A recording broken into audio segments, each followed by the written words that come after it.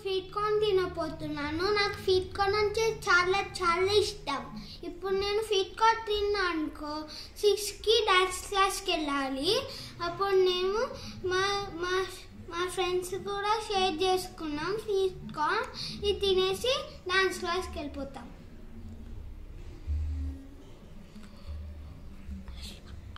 పన్ను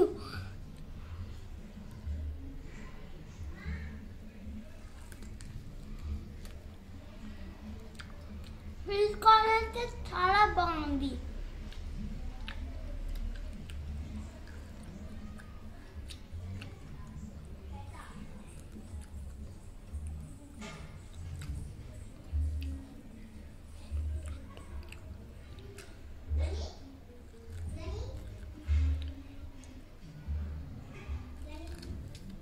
గణేషా